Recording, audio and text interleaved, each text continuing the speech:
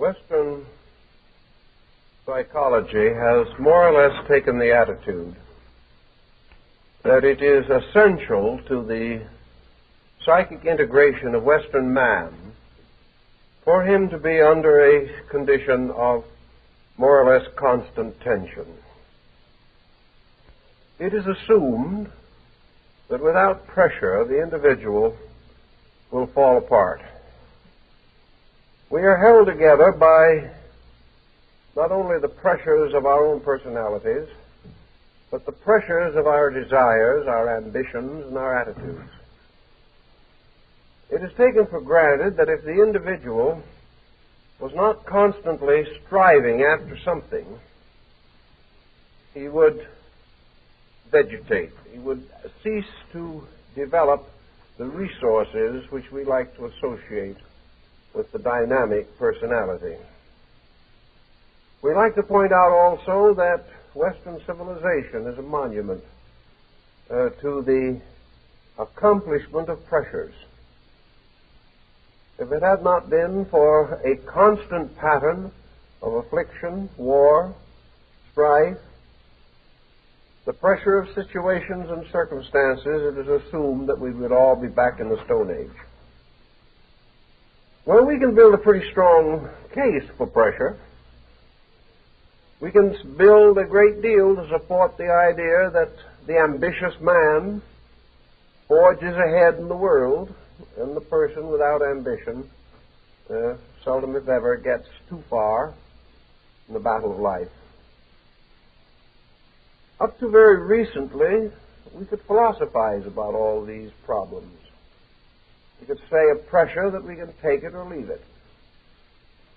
But by degrees, many of the beliefs that we have held to be the basic truths of society have been shattered by circumstances which have demonstrated that there is something basically wrong with the concept of the pressured life.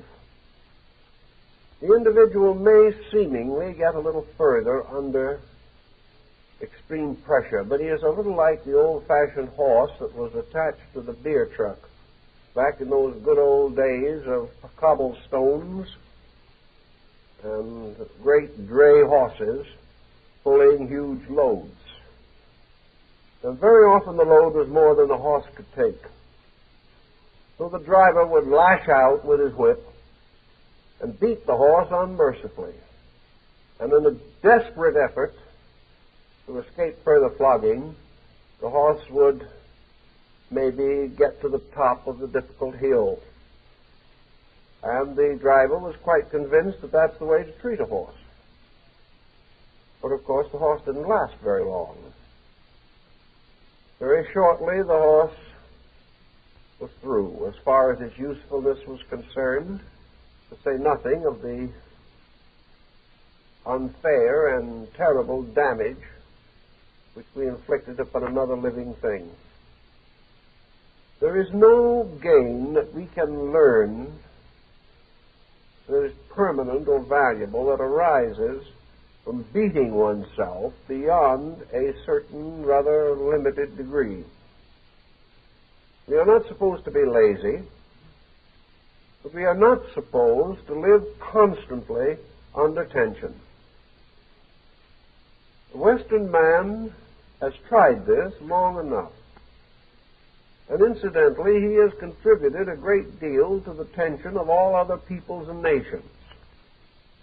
Probably a good part of the world would be happier than it is today if there had never been a Western civilization, because it was so geared to ambition, to conquest, to the extension of commerce and industry, to the rather ruthless colonization of primitive peoples. But this vast program of success at all costs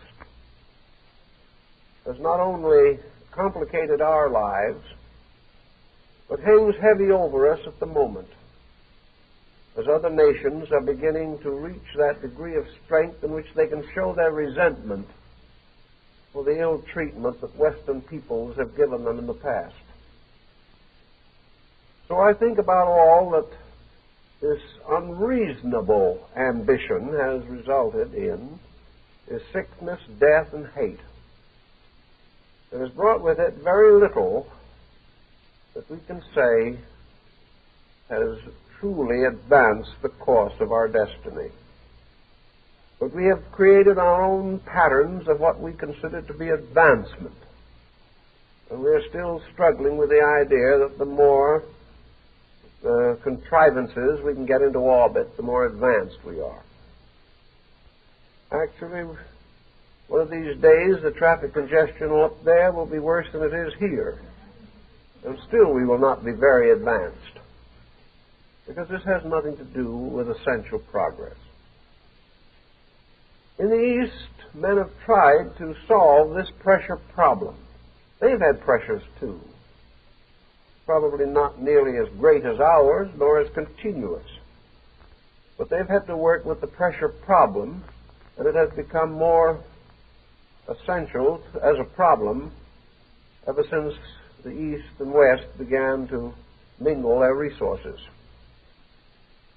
Zen takes the attitude that pressure is not in any basic sense the key to success. Pressure is an individual bestowing upon himself a powerful stimulant, which is not really a tonic or a food, but merely a stimulation.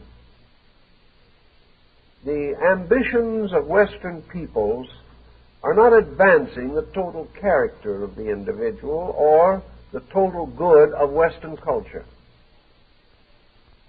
These ambitions are simply false stimulants. They are stimulants which cause the individual to develop all kinds of strange personality defects, very much as extreme alcoholism not only weakens character, but reveals inherent weaknesses to a most unfortunate degree.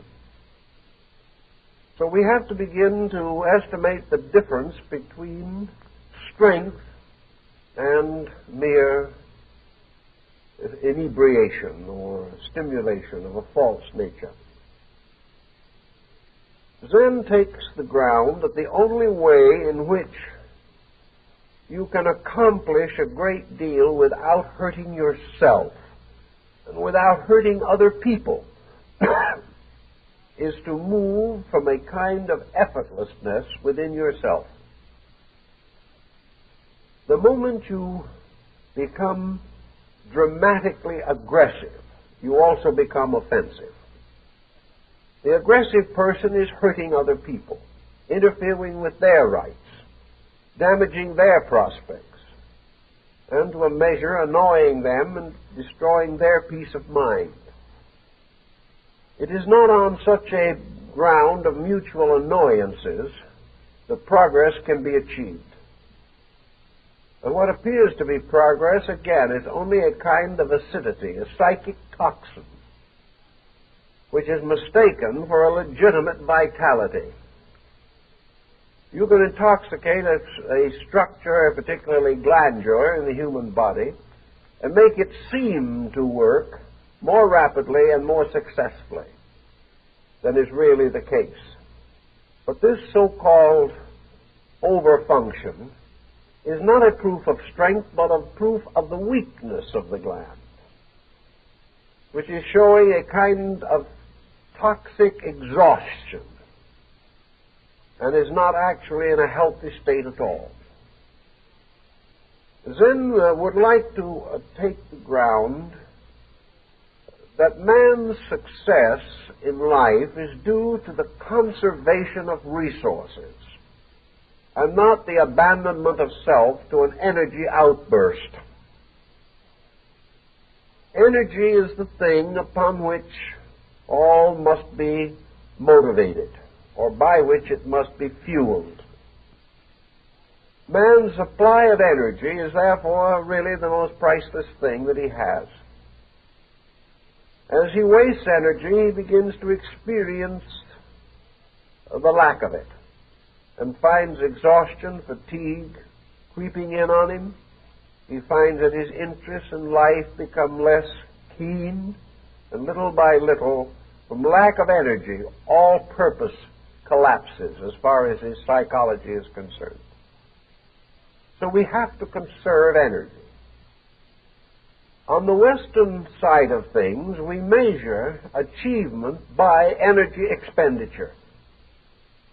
We put a pound of energy behind something, then we have a pound of achievement. We put 100 pounds of energy, we have 100 pounds of achievement. It's all energy. We think of the amount of stress as indicating the activity of the individual. This activity, however, may be nothing more than a kind of meaningless confusion. In the Zen thinking, energy must be conserved. The problem is to achieve the greatest amount of result with the least expenditure of energy. We know, for example, in the old days when American Indian runners carried messages across this country, that it was necessary for them to achieve a certain pacing. They still do it in the reservations of the Southwest. An American Indian can take a kind of dog trot. He will go no faster and no slower. And on this trotting pace, he can accomplish a prodigious amount of travel. He can go for hours, apparently, without fatigue. He can outdistance those who run and hasten and hurry by just keeping up this peculiar rhythmic trot. He has learned just exactly how rapidly this trot should be geared so far as he is concerned. It differs with everyone. He knows his pace, he keeps it. And there are cases where Indians have kept this trot without really pausing at all for 12, 14, 16 hours. Had they hurried, they could not possibly have done it. Their brother in the East, the old rickshaw driver who has now disappeared, had this same prodigious power. Behind the staffs of his rickshaw, between them more likely, he was able to go on for hours at this dog trot. I remember many years ago, when there were still rickshaws in the area, a rickshaw driver who made a 40-mile round trip without stopping, dragging a load. But he would never go beyond a certain speed. He would never hurry. He would go along with a strange rhythmic trot. He was conserving energy. Now in Zen, this idea is carried a step further. Every ounce of energy that we possess must be used. It must be used as wisely and sparingly as possible. Nature reconstructs our energy patterns to some degree, but if we exhaust them too much, nature cannot revive or replace this wasted energy as rapidly as we waste it. As a result, over a long period of time, our vital resources gradually decline. If, however, at all times in life, we try to use energy to the utmost, getting from every unit of energy all of the true usefulness that is possible, we will find that nature has rather wonderfully provided us with the fuel of life, by means of which we can accomplish most of the reasonable things that we desire. It will be obvious that work of all kinds is energy consuming. But today, work is far less a problem for Western man than at any other time in history. But as his hours shorten, it seems that his capacity shortens. The individual psychologically is more tired now after 7 days with 5 coffee breaks than he used to be when he worked 12 hours a day, 6 days a week. If he had to do the work that his grandfather did, he probably would collapse in his tracks. So what has he accomplished since the time of his grandfather? He has accomplished inability. He has accomplished the mysterious circumstance of not being able to do what his own forefathers did. Now, the answer was not merely that grandfather had better stamina. It was that grandfather was a better organized person. Now, this might not have been grandfather's fault. He may not have known very much about being a better organized anybody. But he had one advantage: simplicity. His needs were simple, his expectations were simple, the world that he lived in was rather non-competitive in comparison to today. His life was free from most of the extraordinary ambitions that affect modern man. He was also not so much of a conspirator as his descendants. He wasn't doing everything he possibly could with his emotional and mental resources to fight his way to the top, even by unfair means. This grandfather, with a simpler way of life, probably healthier food, fewer ambitions, and no great demands upon life or unreasonable luxuries, lived to a good old age under fair opportunity and conserved energy resources. We see a few of these people now. I've known a number of them along the way. I've known many persons who have reached 90 with every tooth in their heads. Some of them with hardly a filling. I had a grandmother who died at 70. She'd never had a filling in a tooth. These people just live differently. Today, by the time we are 65, we've shaken all our teeth loose with worry and fear. Our digestion is so bad that acidity has eaten up our mouths. And we are just unhappy due to pressures that our ancestors never knew. What is the best way to handle this type of thing? We can't go backwards. We don't want to. We don't want to go back to the 12-hour day.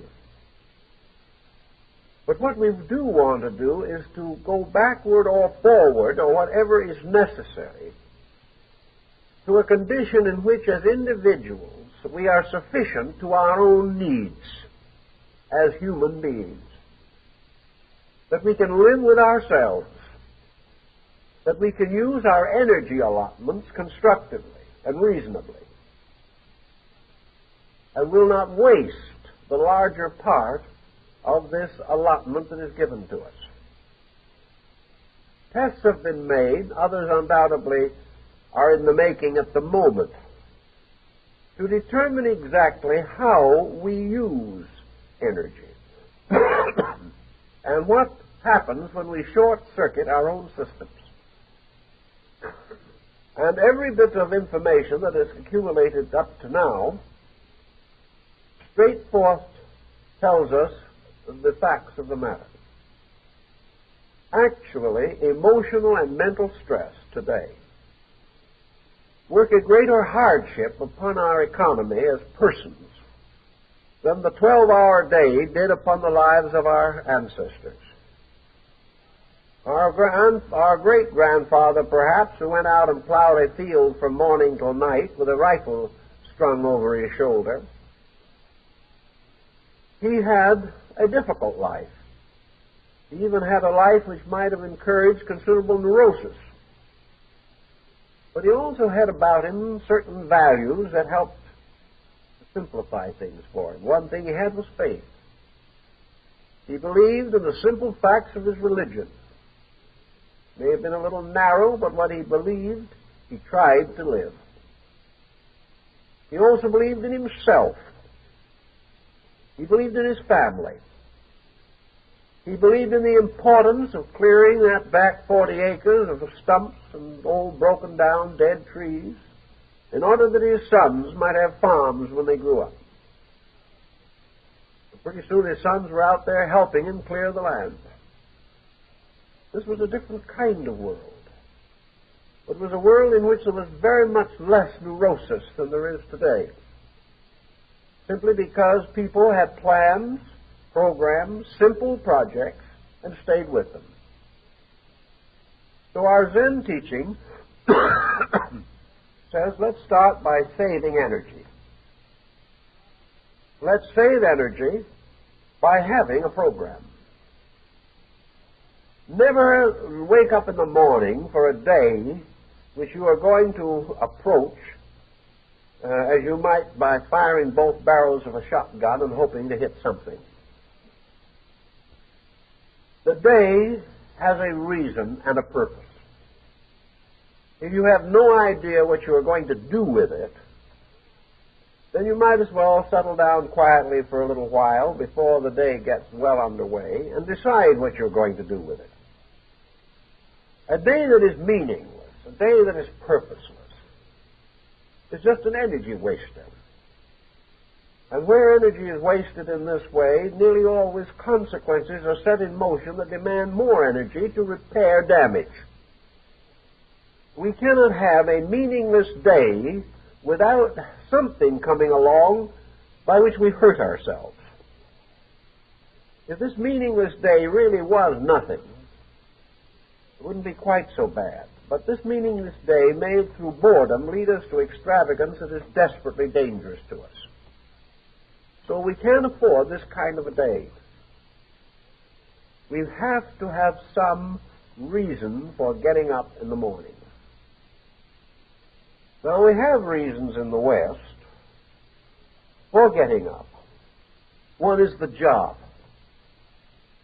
It means that we got to drag ourselves out and get down to the old office or factory or something of that nature on time or have our pay docked. This is called the incentive system. But no one seems to be very much thrilled by it. Actually, the job has to be done. We have to pay the bills of life, there's no doubt about it. But an individual whose life is only a job is missing a great deal of something. The individual whose life is not only just a job, but just a job which he resents. A job in which he finds no satisfaction, but simply a monotonous repetition of an assigned task for no purpose. Well, perhaps there is a purpose. Man has a family. He is duty-bound to do what he can to support and advance the state of that family. So he must work to make sure that these others have what they need. But today the work program is such that if the individual takes all negative emotion out of it, takes all boredom and resentment out of it, frees himself from the self-pity angle of the job, like the man who says, I work all day and earn the money, I don't even get a dime out of it myself, it all goes to the family. This is self-pity. And while this remains as the psychology of life for that individual, self-pity can end only in a pitiful state for him. So whatever we are doing with this problem of daily survival, we've got to think it through, organize it, and get the acidity out of it. If it's a job that needs doing, then it has to be done. And all regrets, all evasions, all excuses, and all flag-waving, and all revolutions have nothing to do with the simple fact that if we have a responsibility, we have to meet it. If we have bills, we have to pay them. Now, the moment we begin to stop thinking in this direct way, we start running up bills we can't pay and begin the old song that the world owes us a living or something of that nature and go from bad to worse. The simple answer is when you get up in the morning, plan your day and understand your day, realizing that this day must in many ways be a day of acceptances. You are committed by yesterday to many things, and today you will commit tomorrow to some things. This is not bad, but if you do it, face it, accept it, and carry the responsibilities that you yourself have voluntarily assumed. When you get through with the basic pattern of the day, the day's responsibilities, then what have you planned? What have you done to solve the problem? Well, you say by the time the day is over, there's not much you can do. I'm worn out. Responsibilities have cut me down. Barely have strength enough to get back home and turn on the television. If that doesn't wear you down, you're really a massive character.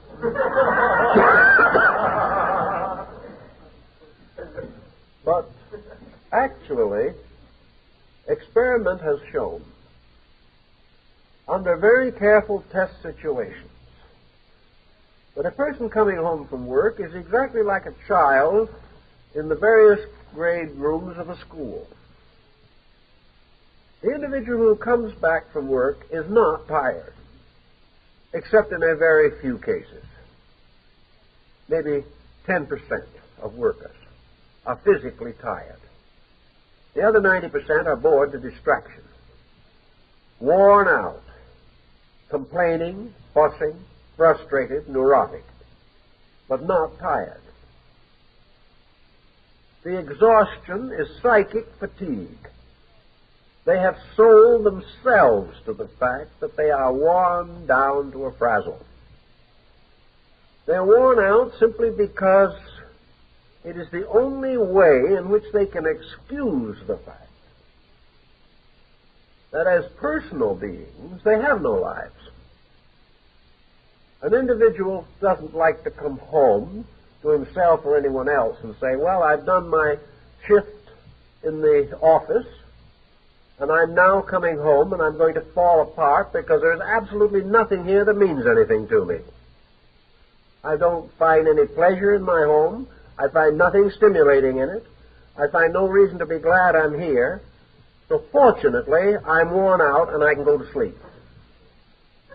This is just an excuse mechanism within the person himself.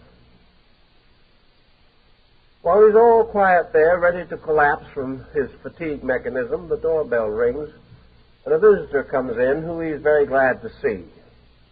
Within a few moments, he's forgotten that he's tired, and they're chatting along and having a perfectly grand time. His fatigue is gone, because his fatigue was nothing but boredom with himself. In the same general way, children, having gone through several hours of schooling, are fatigued in certain faculties of the mind. Give them something else to do, they're not fatigued. You tell the child that is all tired out learning reading, writing, and arithmetic, and there are not many that are so fatigued at that these days. Well, anyway, presume that they are. Tell them that there's going to be a good tennis game or a swimming match or something. They'll have strength enough to go on with it. And after one of those horrible days of examinations in school when they're just worn to a frazzle, they can still dance all night. Why? Because energy follows interest. And nearly every individual who is chronically tired is simply chronically bored. Now, there are exceptions, of course, if the person is physically sick. If there's some desperate impairment to vitality, if some ailment is eating into the resources, or if the person is one of that small percentage who is legitimately worn out, all that we say does not apply to them. But it does apply to the average person. It applies even to the person who thinks they're pretty busy. You will find, if you look into your own life, that you are seldom so tired that you cannot do what you really want to do.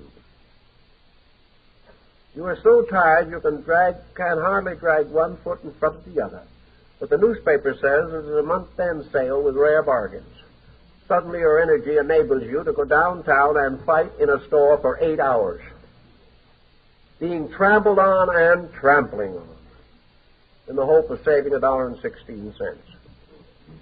Your energy comes back. It comes back because it follows interest. It follows the mind. The main point we'd like to make is that energy resources are turned on and off by the mind. But when the mind says, I'm weary, then we are really tired. When the mind decides it's made a slight error of judgment and we're not as tired as we thought we were, and we can still go out and have a pleasant time with our friends, then we find that we can do all of these things.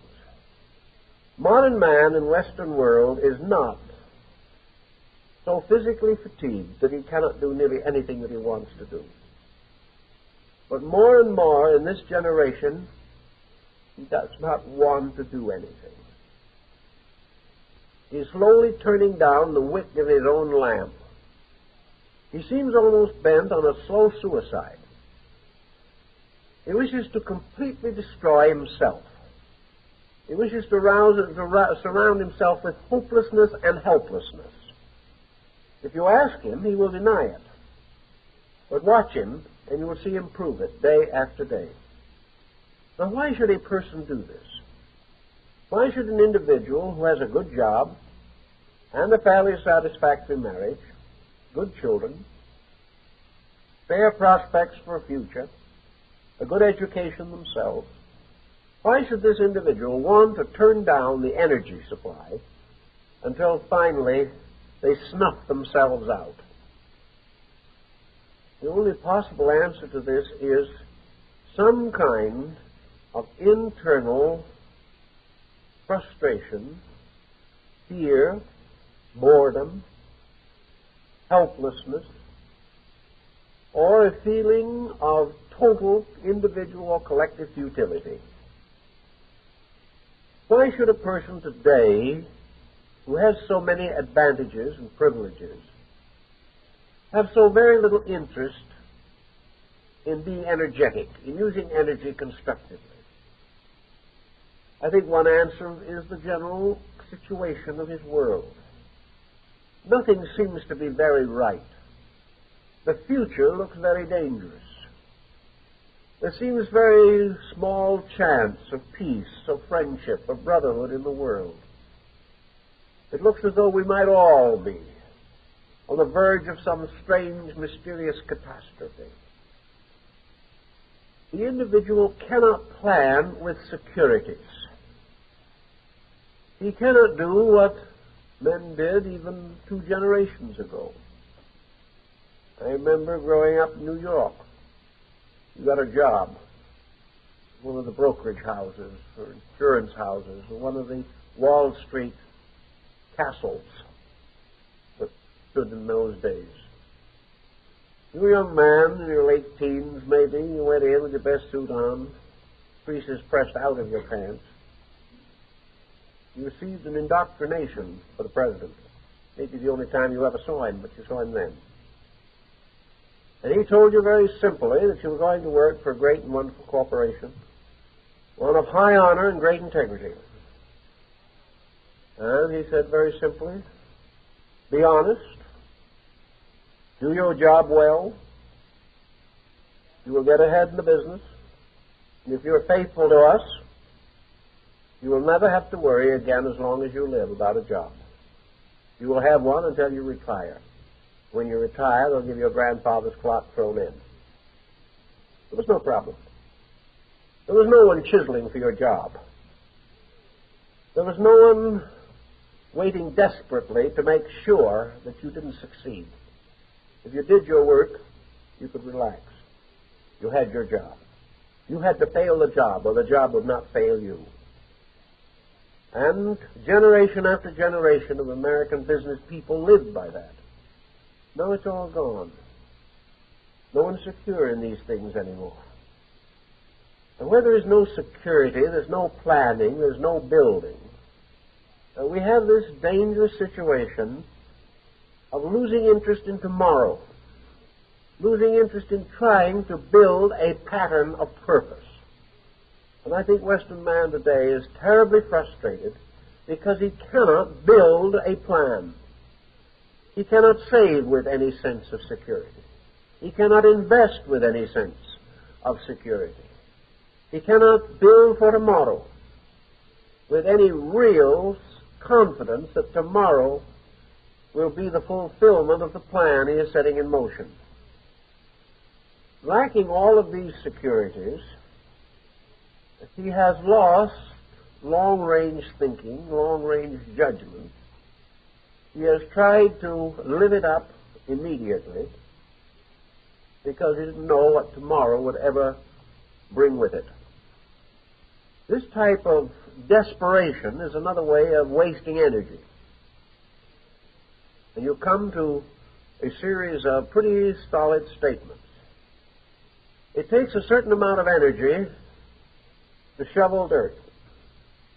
It takes a certain amount of energy to work a great machine or pound a typewriter. Everything takes a certain amount of energy.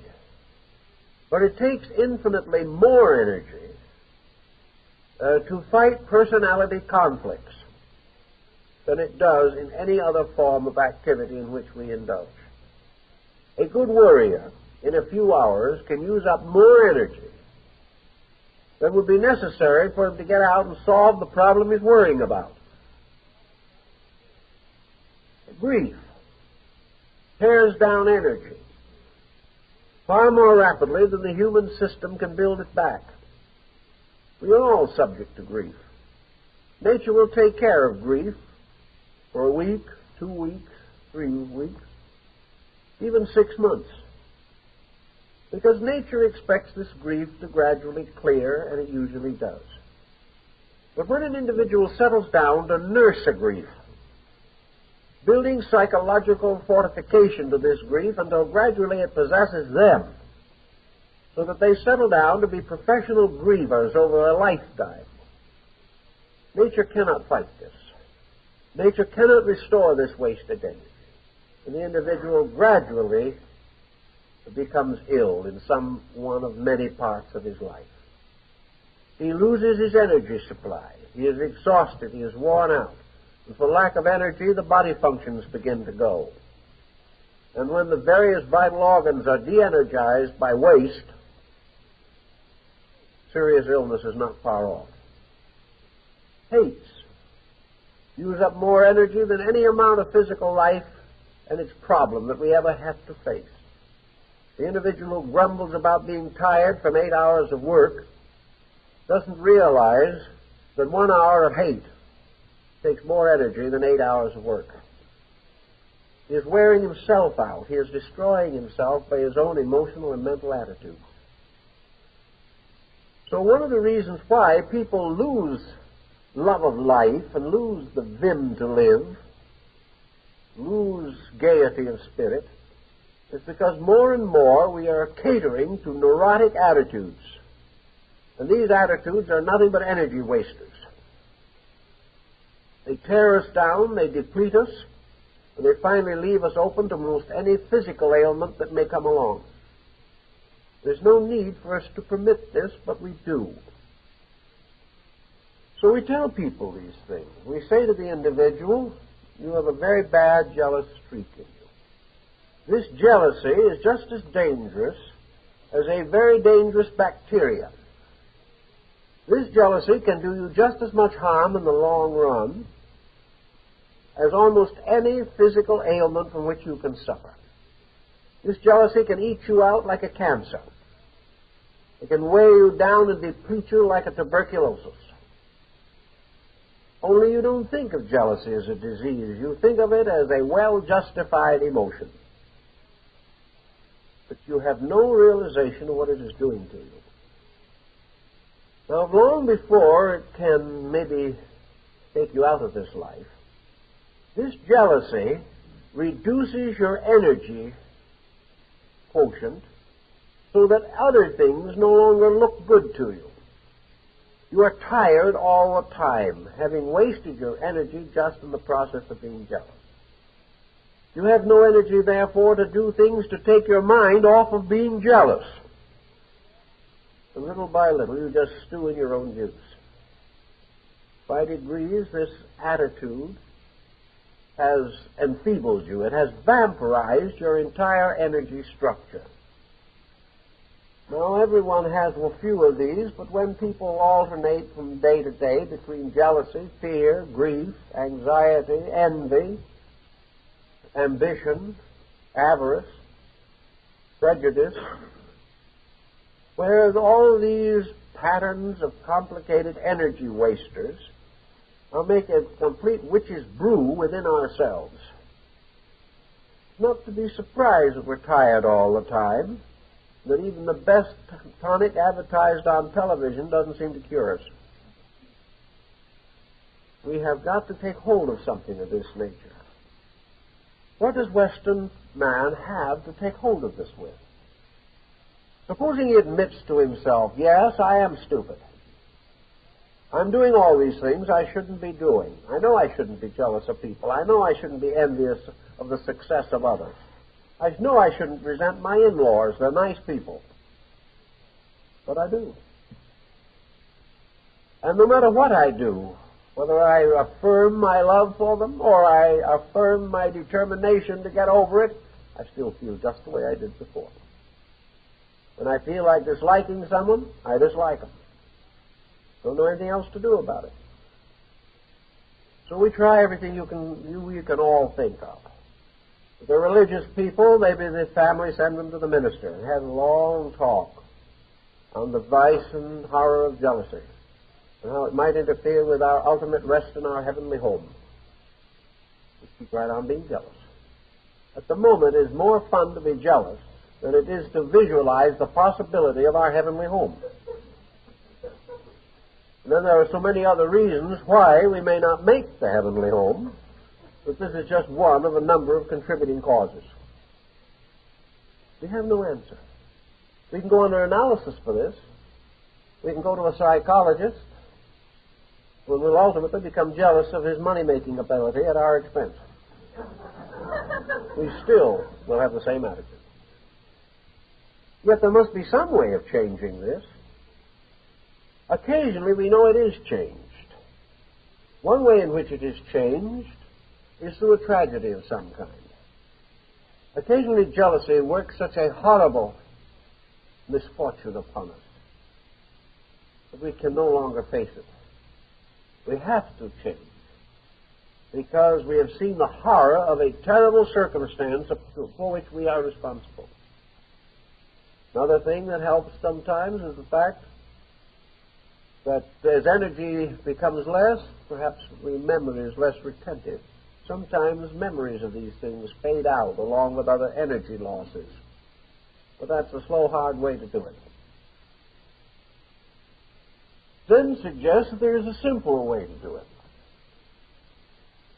And that this great pattern of jealousies and of hates and pressures and arguments and prejudices, all these little tricks and habits that are so obnoxious to other people, attitudes that we keep on holding even when we know we are breaking the hearts of those nearest to us, there is a way to get out of these things. And there is a way to put our lives together on a more constructive basis. It all depends upon one rather simple realization. And if the individual isn't ready to come to that realization, then his difficulties arise from karmic roots within himself. No individual can get over a problem until he deserves to get over it. He must have done something, made some move, made some effort, by which he can honestly say that he has really tried to get out of a bad situation, particularly one involving his own temperament. He cannot go along hoping against hope that some pill will sometime be discovered which will cure a bad disposition. Any pill that will cure a bad disposition will also destroy the good disposition and leave the individual a non-entity, which is one cure for a bad disposition, unconsciousness. But there are ways in which we can do a little better. And the whole point of Zen philosophy from the beginning has been to get away from this idea that man is small and problems are big, that the individual is some kind of a creature that must struggle on and on through time and eternity, trying to cope with something like a streak of prejudice in his own nature. What is this streak of prejudice that an individual can fight it for 50 years and still have it? Where did this prejudice come from? Is it an entity of itself? Is it actually a fork-tailed demon of some kind? Is it an obsessing thing that possesses him? What is a nasty disposition? Is it something so big, so terrible, so formidable, that it looks like one of Homer's one-eyed cyclops that can pick up mountains and throw them? What is this peculiar canker in ourselves, which we find it utterly impossible to cope with? What is this dispositional situation that is so much bigger than we are that we have to go along and endure it the rest of our lives? Zen says that this tremendous problem just simply is nothing. That what we are really doing is bowing our lives down to phantoms. This attitude never was anything. This selfishness that we have, that has hurt us for a lifetime, actually isn't anything at all. It is just one point of view that we have made up out of our own way of life. This attitude began in us, not somewhere else. It is never for a moment capable of enduring any longer than we permit it to. Here we have 10,000 attitudes working through our natures all the time, and when we go to sleep at night, they all stop. Because while we are unconscious, we're not nursing them. While we are not aware of them, they do not exist. The moment we wake up in the morning, we carefully go through the ledger, gather them all up, and start again. We don't want to be regarded as having a tendency to forget even one of our faults. We must take good care of all of them. But there is no problem here, actually. The only realization that is necessary in this whole problem is for man to know that all of his attitudes are the products of himself. They are not something so big and tremendous. They are merely born in his own nature. They are no more important to him than any other thought he thinks. They are simply the sequences of negative thoughts or negative emotions which he is using to excuse himself from something. He is using these negative things and holding on to them simply because in some way they comfort him. They excuse him. They make it possible for him to justify his own inadequacy. If he couldn't think of some excuse for being inadequate, he would have to face the fact, and that is what he doesn't want to do. So it's so much easier to feel that other people have all the breaks, that he has been slighted, that his abilities have not been recognized, that his life has been more difficult than anyone else's. All these things add up to explanations and excuses why the individual has not carried his own personal life with dignity. So all this evasion problem is simply a way of anesthetizing the true basic character of the person. So Zen says to this man, go out in a garden by the side of a little waterfall where some carp are swimming about the pool, a little stone lantern on the side of a hillock, a beautiful little pine tree, twisted and gnarled, struggling for survival on a little ragged cliff, stone walks and bridges, an old bench, a rustic house, a tea garden. Go there, sit down very quietly, and just let go of all of the tomfoolery that you have been clinging to so desperately.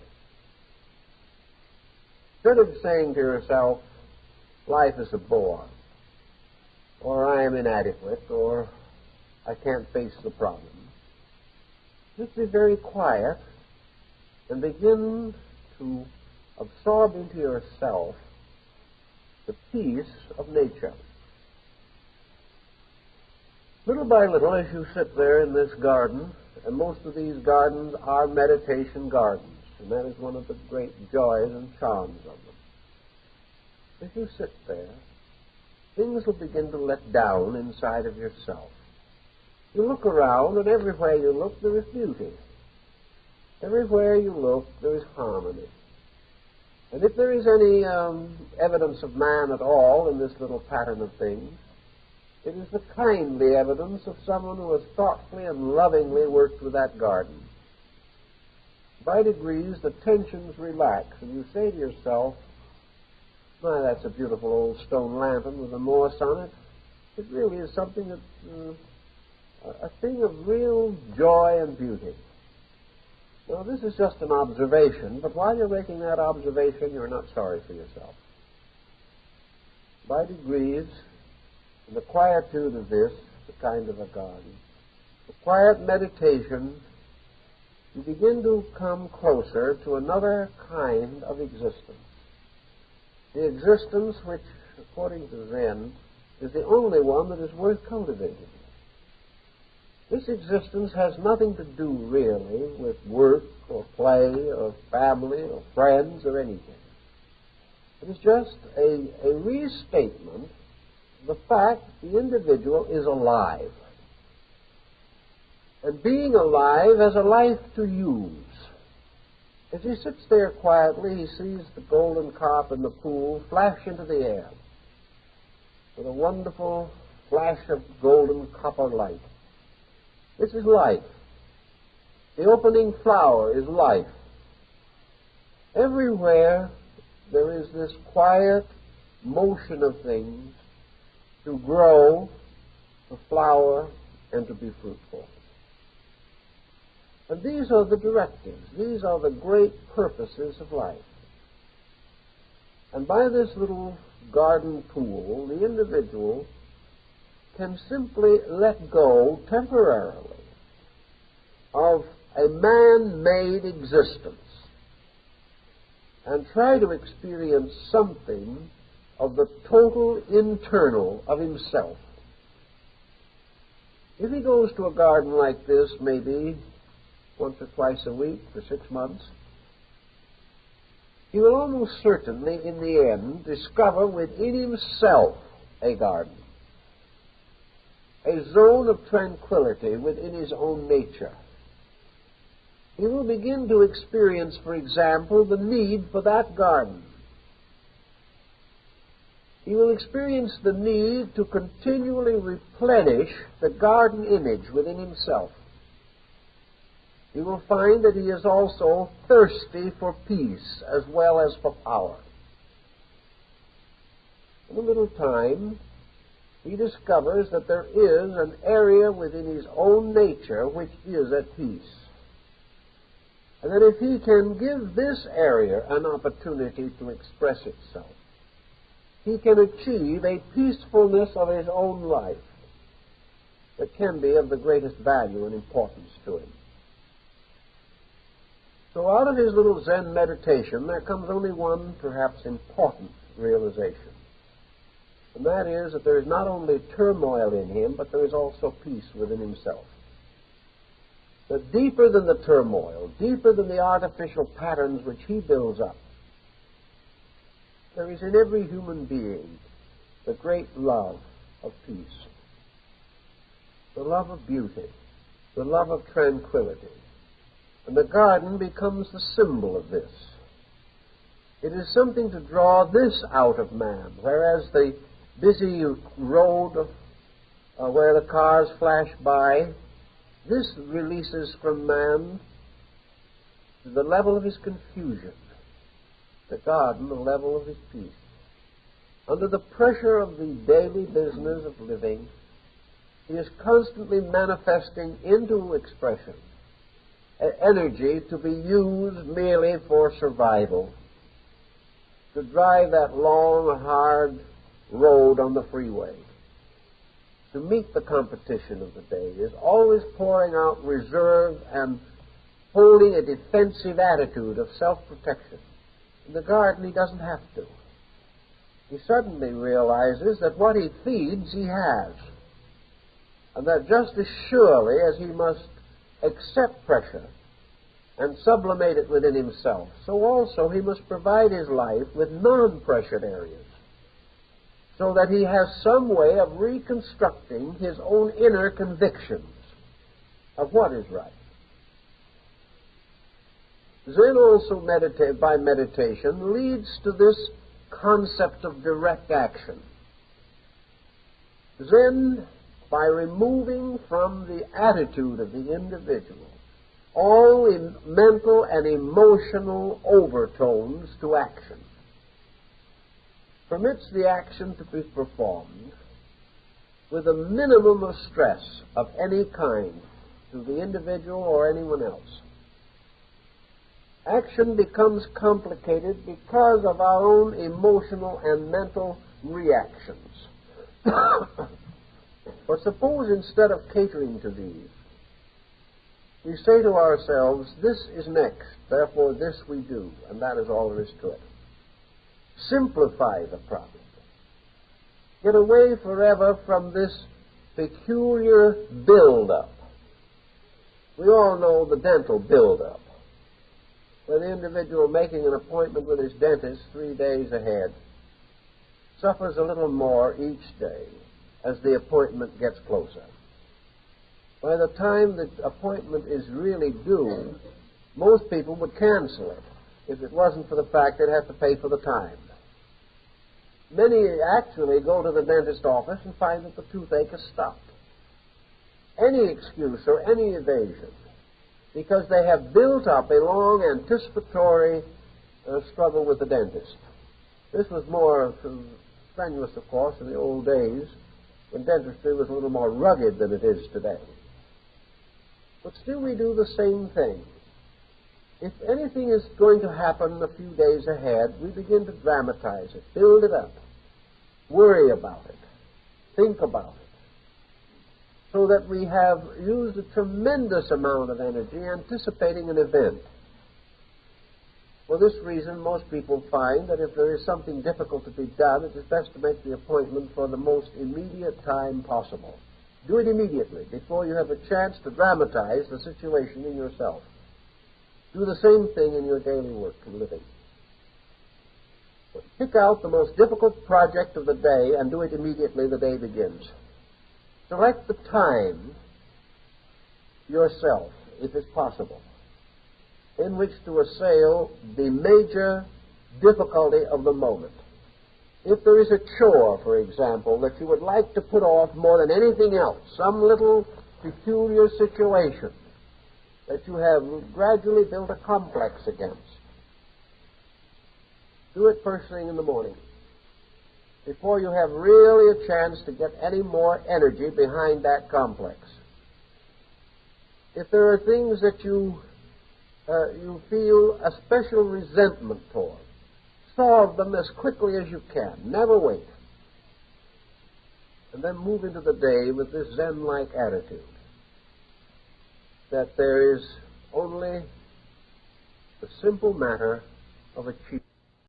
Beginners, they couldn't stand the possibility of singing a sour note in public. it would be a mortal injury to their pride. The performance had to be perfect. They were not perfect. It couldn't be. So they were in trouble from the beginning. So self-consciousness in this case was just pride, just the unwillingness to face the fact that they were only beginners and would have to make mistakes. Another common cause of this type of attitude, of course, also, is the desperate desire to excel quickly or to improve as rapidly as possible. This has resulted in a general decline in music, for no longer will any student take the time to become a good artist. If he can't sing the first 3 lessons and do opera by the 5th, he changes teachers. He just will not do what the great singers did, and that is do scales for 5 years before they even sang one song. They won't do this anymore. They haven't time. Everything is in a hurry. Haste and tension go together. The tense person in singing becomes locked. The diaphragm is locked. The throat squeezes. Every part of the system is tied up in a tangle. So the singer, finding themselves blocked, comes to the conclusion that the only answer is to force through. So the voice comes out like a bellow. There is no tone, there is no quality, there is just a deadly struggle between the voice and the throat. This is due completely to the inability of the person to relax. They therefore turn in a miserable performance, are broken-hearted, and very often quite sick as a result of this struggle. If they had relaxed, if they had done the best they could and known that it wasn't going to be perfect, if they had even gone so far as to assume that their teacher was a kindly person, that the teacher knew their problem, therefore they didn't have to play games with the teacher. The same in life. If people would only assume that the world is more or less basically kindly, and it is very kindly to beginners if these beginners are cheerful and kindly themselves, so that there's no real need to have this terrible struggle in life. All these different forms of tension can be overcome by a little bit of the real Zen attitude. Zen takes the attitude that the thing done perfectly is the thing that is done with no interference from the person.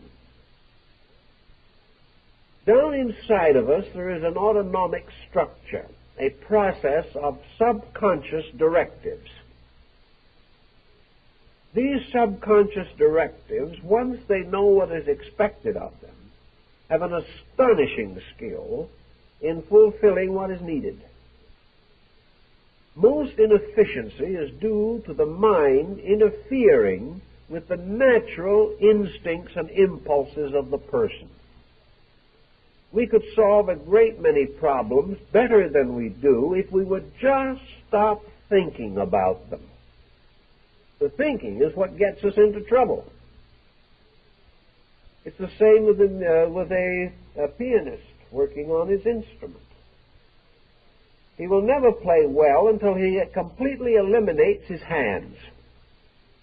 His hands simply cease to exist at a certain point in his practicing. Mental impulse is interpreted without any conscious effort, far more rapidly than the mind could possibly convey it, as far as a conscious process is concerned. He cannot play as long as his mind has to tell his fingers what note to hit. But when this becomes subconscious, the fingers hit the right note. In Japan, there is this old temple, the Sanju Sangendo in Kyoto, which was originally an archery field. And along the eaved wall of this temple, which is 400 feet in length, was the ancient archery range that was used by the samurai and the great and skillful archers of Japan for annual competition. This competition was a very difficult thing because the eaves were very overhanging. The platform was comparatively low upon which the foundation of the building stood, so that the archer firing his 400-foot target could not arch his arrow up. It would stick in the eaves. He had to shoot 400 feet almost on a straight line. And according to the competition, he had to shoot very rapidly with a very large bow. And to make it still more complicated, the Japanese archer usually shoots his bow sitting down. Now, this is enough to cause a lot of trouble on a 400-foot target. Yet the winner of one of these contests fired 11,000 arrows in 24 hours, of which 9,000 hit the target. This would be more than we could even accomplish. It would be incredible to our thinking. Now, the only way in which he could do that was that he was an archery master. The only way he could be a master was to study with an archery master who was Zen. It was the only way it could possibly be done. And this master would finally teach him that perfect archery was a complete relaxation of the whole nature. And several who have studied with these masters report that occasionally they got an arrow right. Now, of course, only in target practice. One of them explained it very simply. He said that after shooting badly, many, many arrows, he said, something suddenly happened as the result of long practice. I drew the arrow from the quiver, I put it to the bow, I raised the bow as though in a trance. There was absolutely no effort. I couldn't even know that my hand was pulling the string. And because there was no effort of any kind to pull the string much further than I ever had in my life. Everything was done as though in a trance. All of a sudden, let go of the arrow. A long, difficult shot and a complete bullseye. Couldn't do it again. It was months before the shot could be repeated. For once, the person had done it right. Had suddenly discovered that this very difficult bow draw, for it's a very powerful bow and a very long shot, required no energy at all. The individual didn't know he had actually drawn the bow as far as energy was concerned. For the first time he had drawn the arrow to the head. When he was thinking about it, he couldn't begin to do this. Something happened. Everything fitted together to form the perfect shot. And then this carries on into other and all activities of life. The individual can reach a point in which whatever his problem may be, whatever his needs may be, whatever his responsibilities may be, they can be handled with effortless certainty. They can be handled without any anxiety or worry. If this man in this particular shot had said, I hope I will hit the bullseye, he never would have. If he had feared he would not hit the bullseye, he never would have.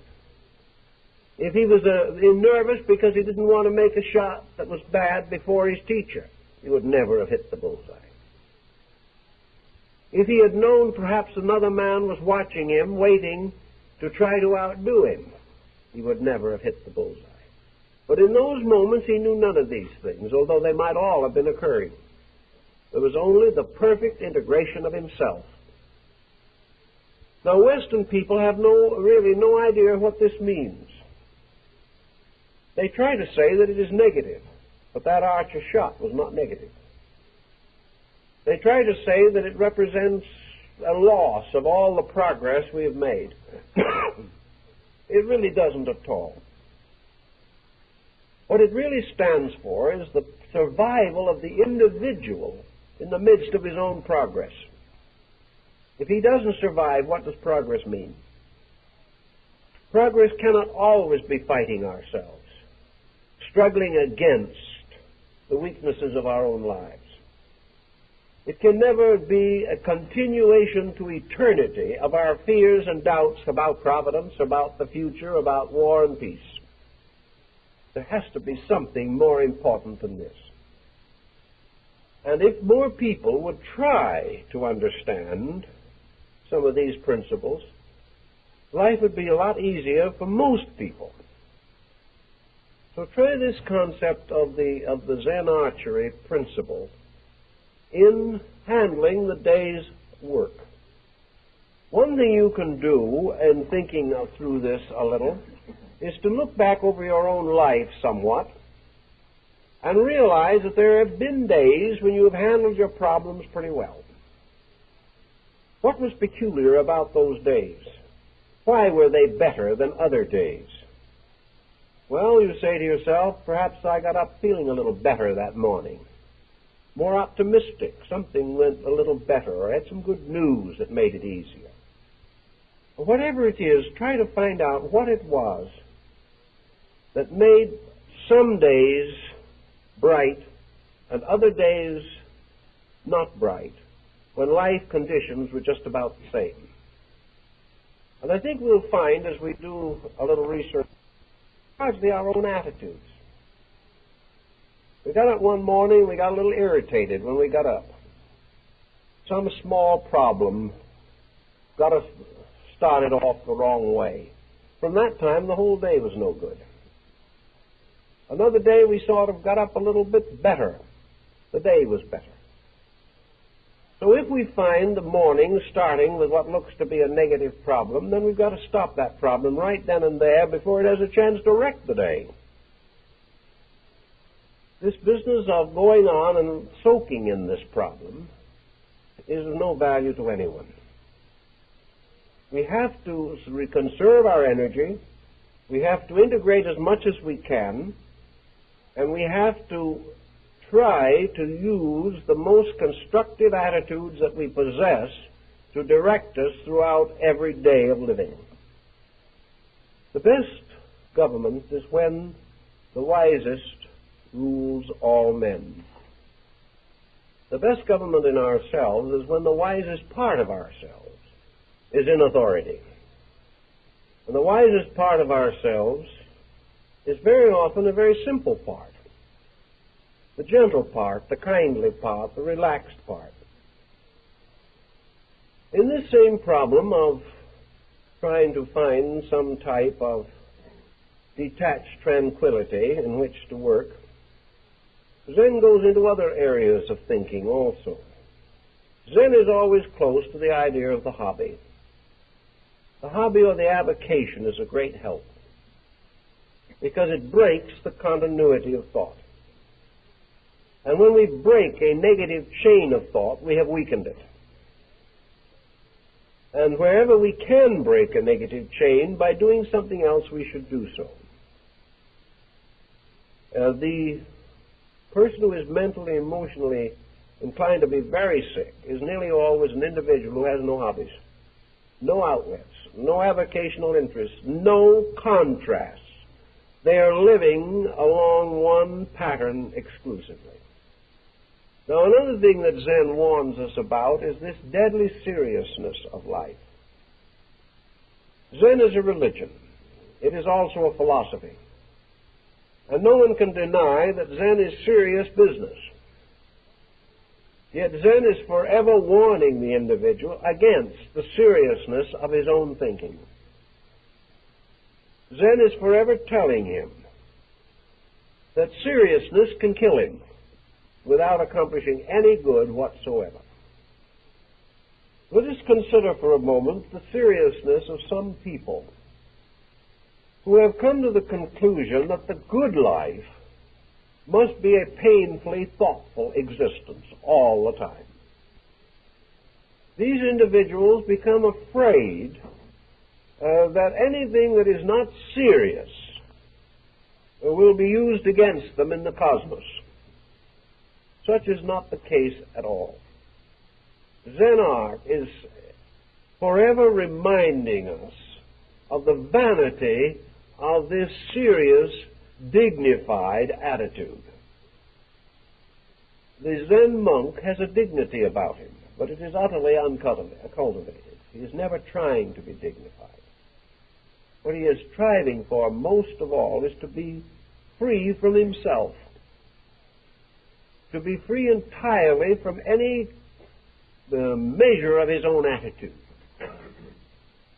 so that we mustn't forget that one of our troubles in modern Western living is the fact that we take things with great seriousness, when actually most of the things we are most concerned about have very little substance to them.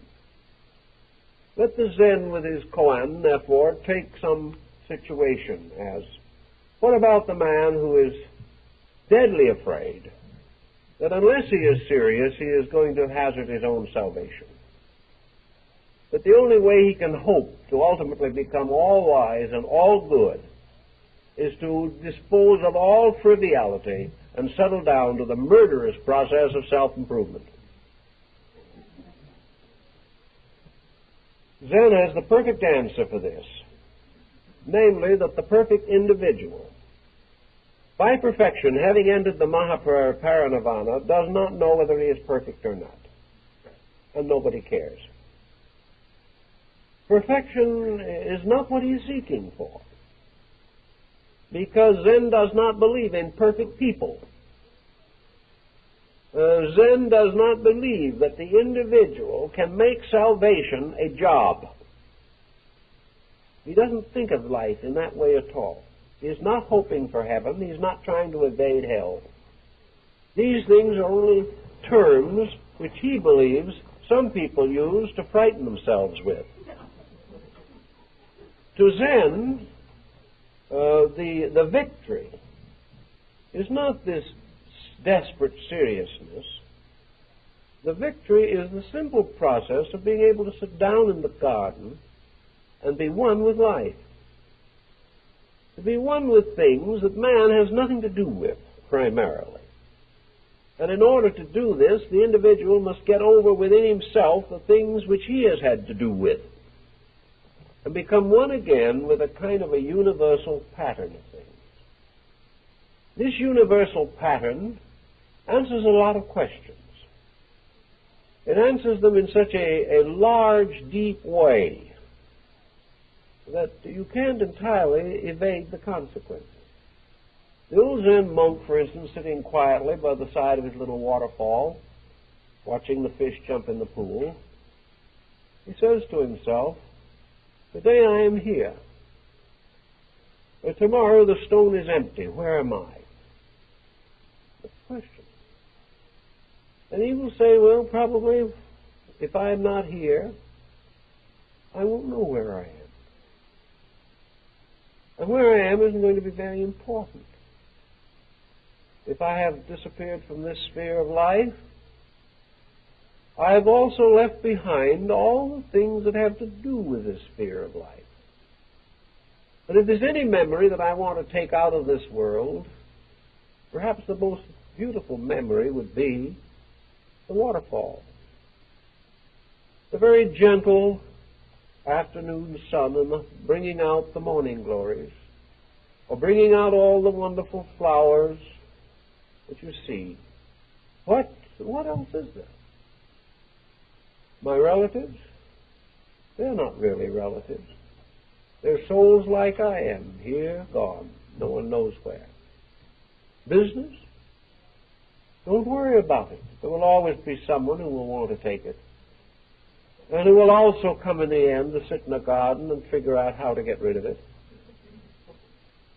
And being a kindly, good-natured man, this man will leave it to his sons after he has found it was unendurable for himself, and will consider that he is doing them a favor. These things happen. There are wars, bombs. Terrible things devastate the universe. But there is either the garden, and the old monk sitting there, no garden, no monk. All gone. For what? All the more reason why this strange, fantastic agitation over things that don't mean anything is a total waste of time. There are only certain things that man can do. He can give happiness and bring smiles to other people if he can. These are nice, pleasant ways to live. He can write good poems. He can paint a picture. He can sing a song. He can make a garden. He can tell stories to his grandchildren. He can bring up his family as well as he can. He can add his prayers to those at the altar of the temple. Give a few coins to rebuild the temple when this one is gone. And go to sleep in the little cemetery behind. These things are very simple. If we'll let them be simple, we can have a quiet, rather childlike existence. We can enjoy things. We can read good books. We can have friends. We will have no envious neighbors. And if something comes along and these things are no longer possible, we'll adjust to what does come without fear, without anxiety, without misgiving, because we live in a universal law. The law works. There's no need to worry about these things, because anything that is worth worrying about belongs to a plan so lawful that no worry is necessary. All these are attitudes of fears and hatreds and all this. They're simply moods of our own ignorance, habits that we have allowed to take hold of us, habits by which we hurt and injure and destroy ourselves, habits by which we waste energy which could be used to paint a beautiful picture, habits that shorten life and burden us with sickness, habits that make us lonely old ages, because those around us do not want to endure these difficulties any longer. Everything is actually very simple until we make it complicated. So for people who are under tension and stress and things of that nature, they may as well face it. They're going to be under stress until they relax, until they are able to see through all of these weird patterns which are the cause of their stress. This great demand for things that we can't afford, keeping up with this and trying to get that. This desperate desire for something only to awaken after we have it and find that it's not very desirable after all, and we have to desire something else. All experiences we should learn. Experiences that should tell us that there is no place in a good life for bad thoughts.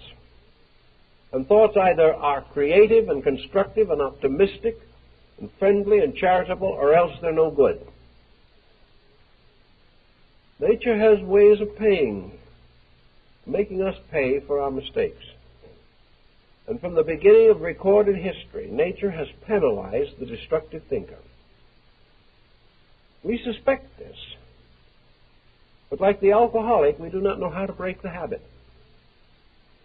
We find we have learned to depend so much upon false thinking and feeling to give reason for life, that we forget the fact that these things have only give reason for a bad life. They have never really justified a good life. Now, when we try to break the alcohol habit, or Alcoholics Anonymous or something of that time, we have a little fight on our hands. And I talked to an alcoholic not long ago who made it. And he said, well, it was something like this. I lost my job. I lost my home. I lost my car. I lost all my friends. I lost the respect of my children. I lost my job. I was headed for Skid Row. There was nothing more to lose. And I suddenly said to myself, how much more stupid can you get? How much more do you want to try to lose? When all that is necessary is to decide quietly in yourself that you've lost enough and that you are not going to allow a bottle to destroy you.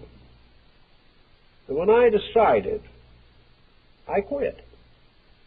There was no more problem. But he said I had to reach a point where there was nothing more I could lose. I had to reach an absolute desperation. And then I discovered that I could have quit in the first place if I wanted to. But I never wanted to as long as I could drink and still have enough to get by on. But this is the same thing that happens to a great many other people. Well, we can hold a home together or have the partial respect of our friends. We don't want to change our ways. We want to keep right on the lines of least resistance. So in the bad disposition, or the energy-destroying forces of wrong attitude, wrong thought and emotion, we're in the same problem. We usually have to wait and we have a mental breakdown or a complete nervous breakdown, or until we completely destroy our homes or lose our business or get into a hopeless mess before we decide in ourselves that it's time to do something different.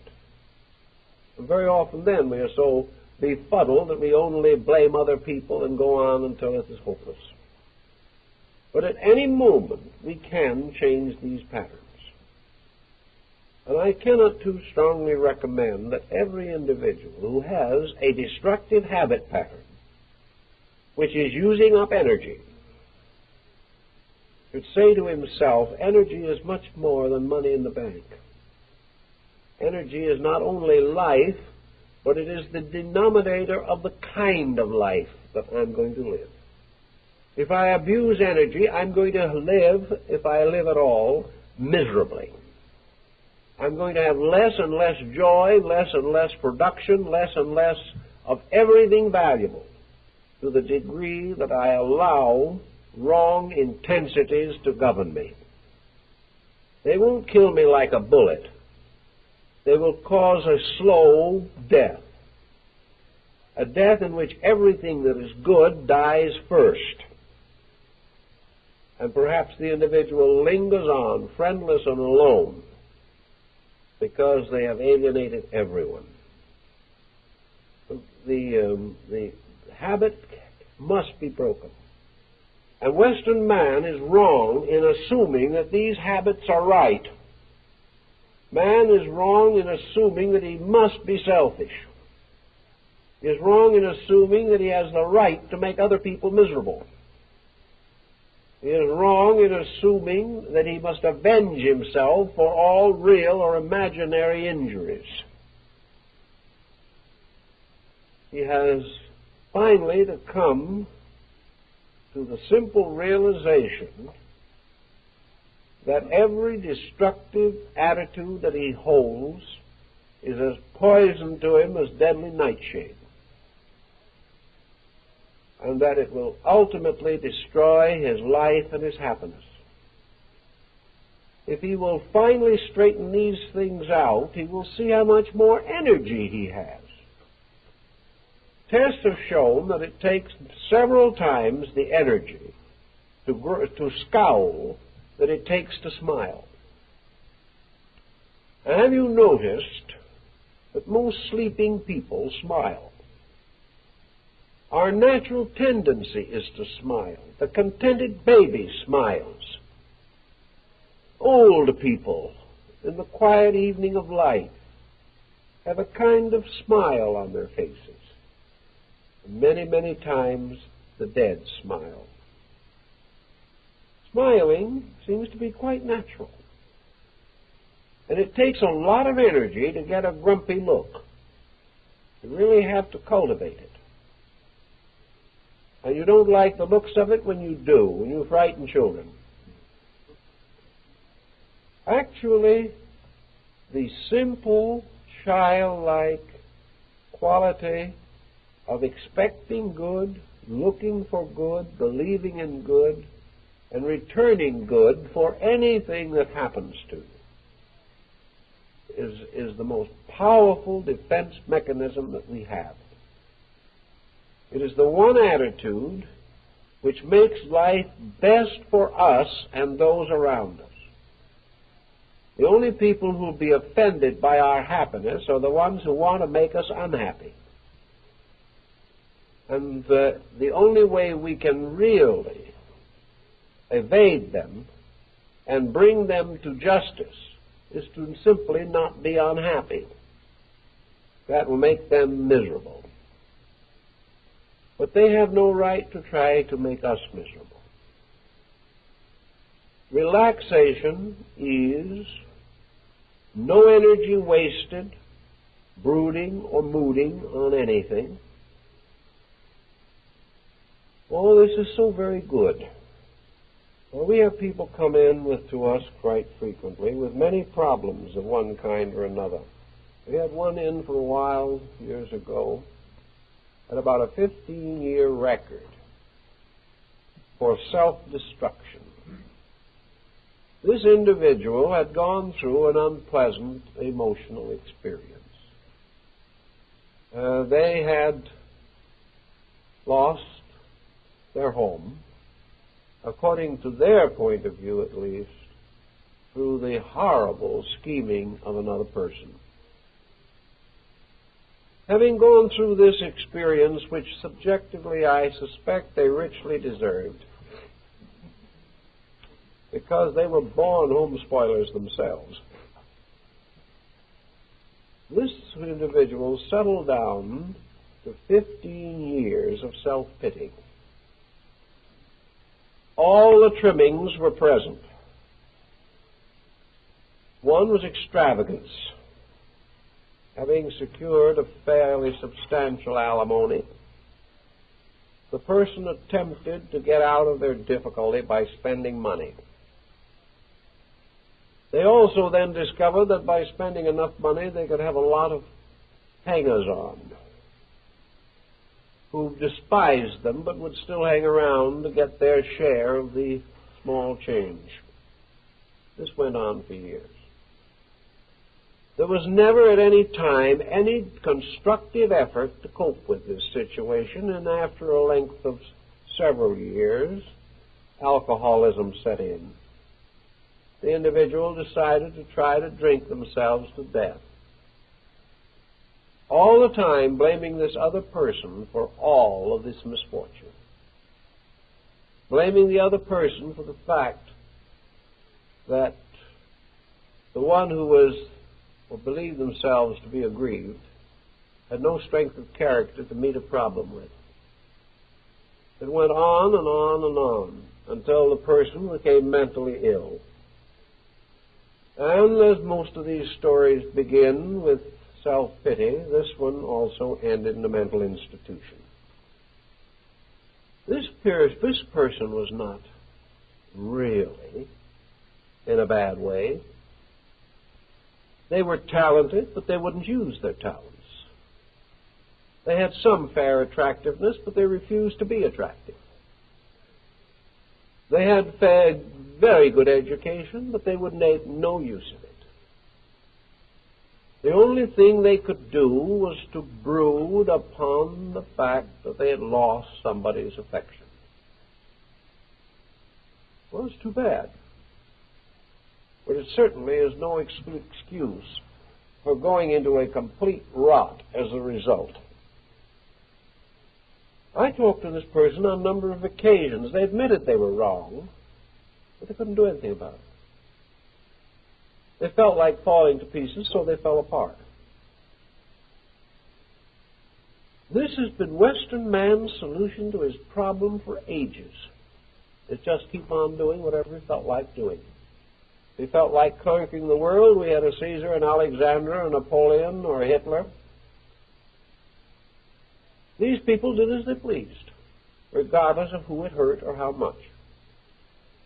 And we have assumed that this is the only way to get along in this world. And as long as we have this attitude, I'm afraid internationally and nationally we're going to be in serious trouble. This is not the answer. The answer that every individual must face is the answer of making out of himself a powerful, constructive force for the leadership of his own life. But we cannot keep on going as we are now without ultimately deteriorating to a dangerous degree. We have to take hold of these situations. Zen begins with self-discipline. Zen takes the attitude that there is never one moment in the life of the individual when he is not in control of himself if he wants to be. There is never one time in an individual's life when he cannot help self-pity. There is never one moment in his existence while he has to be selfish. There is not one moment when he has to be envious, or has to hate, or has to gossip. These are not necessary things. They are simply weaknesses. The individual who cannot get over gossiping may just as well admit that he has an incurable habit, the same as the alcoholic has one. And like the alcoholic, there's never a moment when he can't get over it. But he doesn't know it, or won't believe it, or won't try.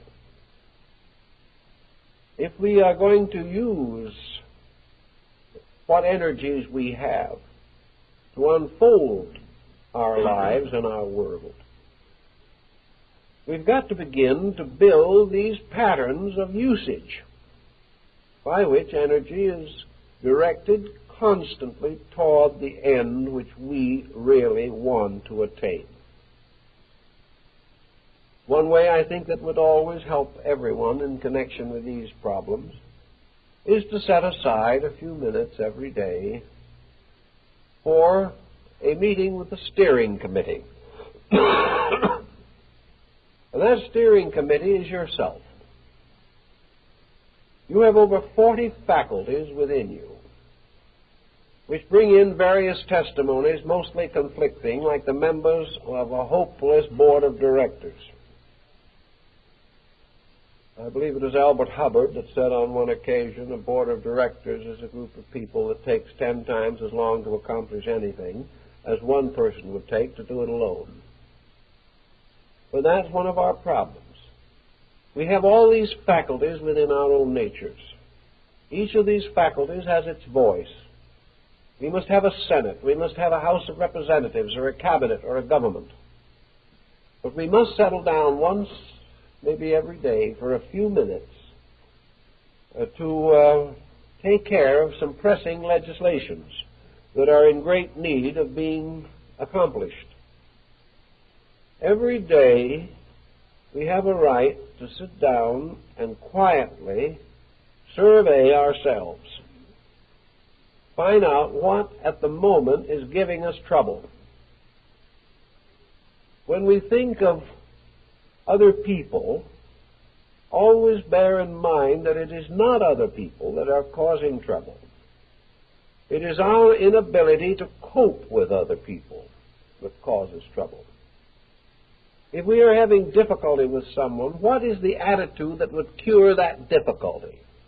Now, we don't think of compromise. We don't think of the individual agreeing with someone who is wrong. What is the correct attitude with which to meet the challenge, perhaps of a basic misunderstanding? Think it through.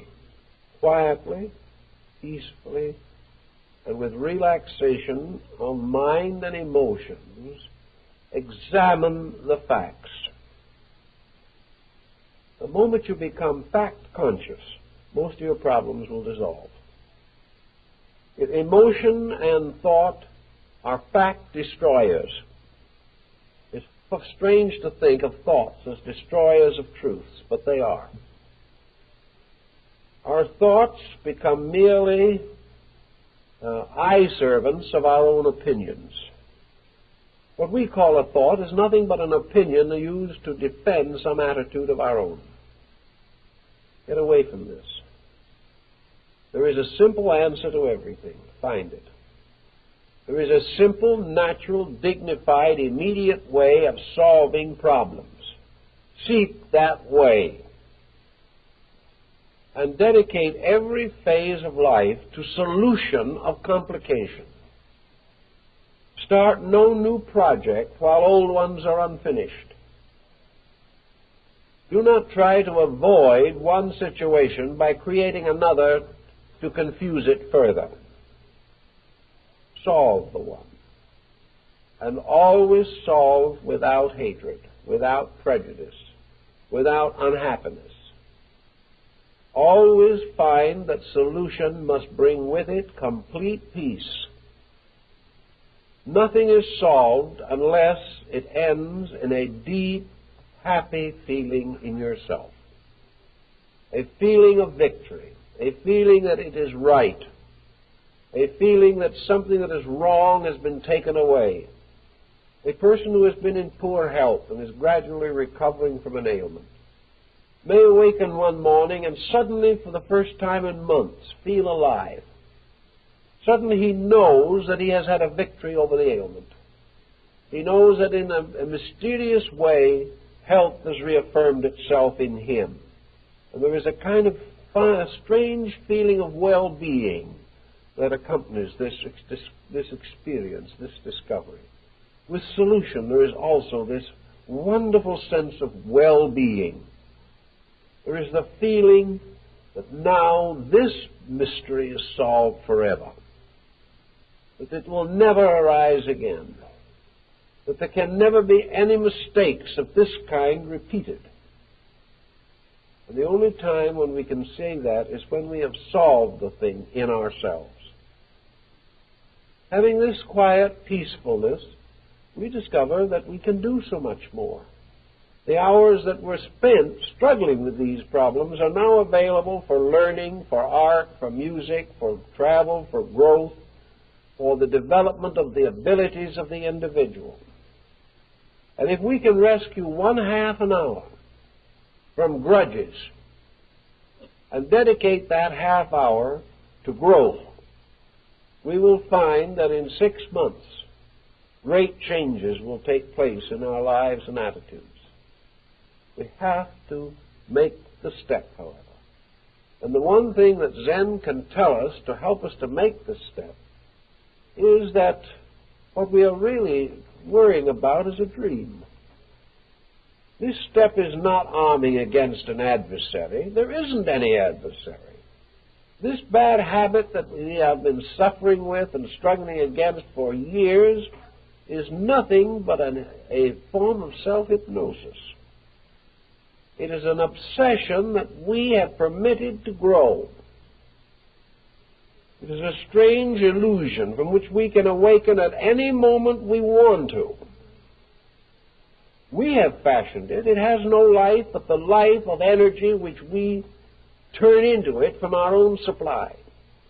Turn off that energy. No longer energize negation, and it dies. And the energy which we have wasted on it is now available for progress. You cannot hate without energy. You cannot fear without energy. Cut off the energy. Refuse to allow negative things to be energized. When they arise, block them completely from your mind. When they try to insinuate themselves into your thinking, quietly deny them that right.